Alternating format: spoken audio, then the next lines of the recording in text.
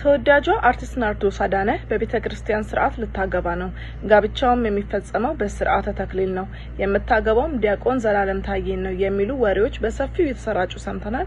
ለመሆኑ አርቲስት ናርዶስ እውነት ልታገባ ነው? የምታገባውስ በስርዓተ ተክሊል ነው? እነዚህና መሰላሉ ባልታዎችን እንዲሁም ጥያቄዎችን ለመመለስ ዛሬ ወደ እናንተ መተናል። አብራችሁን ቆዩ። ሰላም የሆነ ሚዲያ ተከታታዮች፣ ሳምንቱ እንዴት አለፈ? ሰላም እስከረማችሁ? ሰሞኑን እንግዲህ በሶሻል ሚዲያ እንዲሁም በማህበራዊ ድረገጽ ላይ በጣም በስፋት እየተነገረ የነበረው ከዚህ አርቲስት ጋር ተያይዞ ብዙ ነገሮች እየተወሩ ነበር። እንግዲህ አንዳንድ ነገሮችን ወደ እናንተ በዘገባ መልክ እናቀርብ ወደናል። አብራችሁን ቆዩ።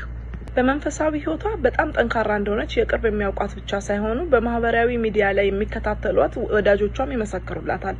ቤተክርስቲያኒቷ የምታቀርብላትን ጥሪ በመከተል ከቤተክርስቲያን ጎን መሆኗን በተደጋጋሚ ያስመሰከረች ሲሆን የተወለደችበት የዲላ ከተማም በራሷ ወጪ በርከት ላሉ ጊዜያት ጉባኤ እንዲካሄድና ወጣቶች ላይ ስራ እንዲሰራ አድርጋለች። ወጣቶችም ስለ ሃይማኖታቸው የበለጠ እንዲያውቁ መድረክ በመፍጠሯ የዲላ ከተማ ኦርቶዶክስ ቤተክርስቲያን የደብረ ገነት ቅዱስ ሚካኤል ወቅዱስ ማርያም ቤተክርስቲያን የሰበካ ጉባኤ የምስጋና ምስክር ወረቀት እስከ መስጠትም ደርሷል። በመግቢያ ላይ ያነሳውት አርቲስት ናርዶስ አዳነ የምርም አግብታ ፈታለች ወይ የሚለውን ጥያቄ ለመመለስ አው ቀለበት በ2013 በኮሮና ወቅት ላይ ማለት ነው 11 ነበር ይታወቃል። እሷና ያሬድ ሰለሞን ቤተሰቦች በቅርብ ባሉበት ወይም ደግሞ የቅርብ ቤተሰቦች በተገኙበት ብቻ ነበር የቀለበት ፕሮግራም የተዘጋጀው። የቀለበት ፕሮግራማቸውን ያዘጋጁት እጥርና ምጥን ባለ ፕሮግራም ነበር፣ የቅርብ ዘመዶቻቸው በተገኙበት ማለት ነው እንጂ በይፋ ብዙ ሰው በሚያውቅበት ሁኔታ አልነበረም ቀለበት የተካሄደው። በተለያዩ ፎቶቿ ላይ እስከ 2021 ድረስ ማለትም በፈረንጆቹ ዘመን አቆጣጠር ማለት ነው የቃል ኪዳን ቀለበቷን ታደርገው ነበር። በዛን ጊዜም ቀለበቷን በተለያዩ ድረገጾች ላይ በሚለቀቁ ፎቶዎች ላይ ማየት ችለናል። ነገር ግን ከእጮኛዋ ጋር እንዴትና በምን ምክንያት እንደተለያዩ ጥርት ያለ መረጃ ባይኖርም ከ2021 መጨረሻ ማለትም ከ2022 መጀመሪያ አካባቢ ቀለበቷን አውልቃ መታየቷ ታውቋል። እናም ናርዶስ እና ያሬድ እጮኛነታቸውን አቋርጠው ይሁን ወይም ደግሞ በሌላ ምክንያትም ይሁን አብረው ስላለመቀጠላቸው የሚጠቁሙ መረጃዎች አሉ። ሁለት ጥንዶች በእጮኝነት ዘመን አብረው ቆይተዋል እንጂ ጋብቻቸውን ፈጽመው እንደነበር የሚጠቁም ግን ምንም አይነት ማስረጃ የለም። እውነት ነው እጮኛ ነበራት፣ ቀለበትም ማስራ ነበር። ነገር ግን ከ2021 መጨረሻ በኋላ የትኛውን ቦታ ላይ ፎቶቿ ላይ ቀለበቷን አድርጋ የሚያሳይ መረጃ የለም። በእርግጥ ቀለበት ማውለቋ ብቻ ተለያይተዋል ሊያስብል አይችልም። የሰው ልጅ በተለያየ ምክንያት ቀለበቱን ሊያወልቅ ይችላል። በውፍረት፣ ባለመመቸት፣ ምቾት በመንሳትም ቀለበቷን አውልቃ ሊሆን ይችላል። ነገር ግን አንዳንድ የደረሱን መረጃዎች እንደሚያሳዩት ከሁለቱ ጋር ጥንዶች መለያየታቸውን የሚያሳይ አንዳንድ መረጃዎች ደርሰውናል። ለዛም ነው ይሄንን ልንል ይቻላል።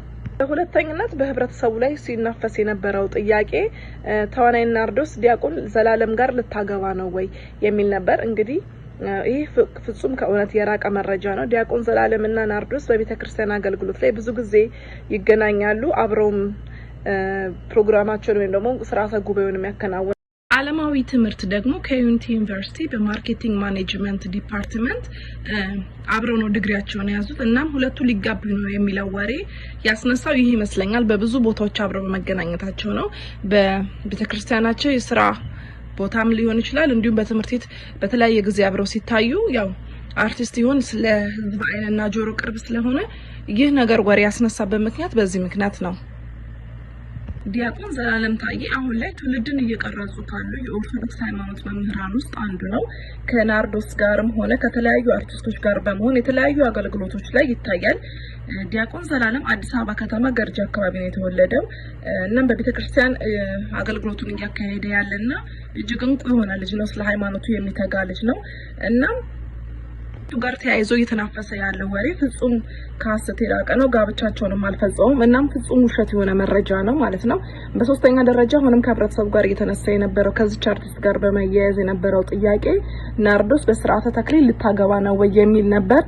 ይህንንም ለማጣራት ሞክሬ ነበር። ያገኙት መረጃ ግን ፍጹም ተቃራኒ ነው። ተዋናይት ናርዶስ ጋብቻ ለመፈጸም የተዘጋጀች አለመሆኑን ጭራሽኑ ጋብቻ ለመፈጸም የተዘጋጀች አለመሆኑን ነው የሰማ ነው። የወሬው መነሻ የሆነችው በሶሻል ሚዲያ ላይ በስፋት የምናውቃት ሊያናሽ በዚህ በዩቲዩብ ፕላትፎርም ላይ ትታወቃለች። ላይቭ ላይ በነበረችበት ጊዜ ሰሞኑን ሰርግ እንዳለና እሷም አርቲስት ናርዶስ እንደሆነች ጋብቻዋን በዚህ ሳምንት እንደምትፈጽም በስርዓተ ተክሊል ነው ብላ ቃል በቃል ባታወራም ነገር ግን በቤተክርስቲያን ጋብቻዋን እንደምትፈጽም ተናግራ ነበር። እና ብዙ የሶሻል ሚዲያ ሰዎች ተቀባብለውት ራሳቸው በሚመቻቸው መልኩ የራሳቸውንም ሐሳብ እየጨማመሩበት በጣም ተናፍሶ ነበር በአየር ላይ ወሬ እና ምንነቱ ባልታወቀ ሁኔታ በስርዓተ ተክሊል የምትጋባው ተብሎ ደግሞ ሌላ መረጃ ቀርቦ ነበር። ነገር ግን ይሄ ፍጹም ከውሸት ነው። ምክንያቱም በመጀመሪያ ላይ እንዳጋራኋችሁ መረጃ እንደሆነ ቀለበት አስራ ነበረች።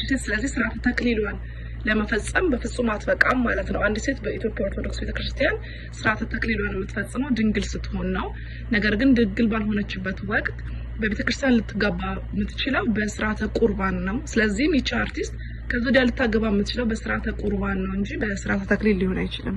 ደግሞ ሰርጓ የሚፈጸመው በዚህ ሳምንት ነው ተብሎ ነበር። ነገር ግን ምንም አይነት ሰርግ አለመፈጸሙን የሚያሳይ መረጃ ምንም ሰርግ መፈጸሙን የሚያሳይ መረጃ አላገኘንም እና ይህም መረጃ ከሐሰት የራቀ ነው ማለት ነው። እንግዲህ አርቲስት ናርዶስ ቲኒስ ለሷ መረጃ ስናቀርብላችሁ በዲላ ከተማ ተወልዳ በሐዋሳ ከተማ ነው ያደገችው። እንግዲህ በአንድ ወቅት ሚስ ሐዋሳም ተብላ ተሻልማ ነበር። እንዲሁም ደግሞ እናትና አባቷ በልጅነቷ በመለያየታቸው ወደ አዲስ አበባ መጣለች ማለት ነው።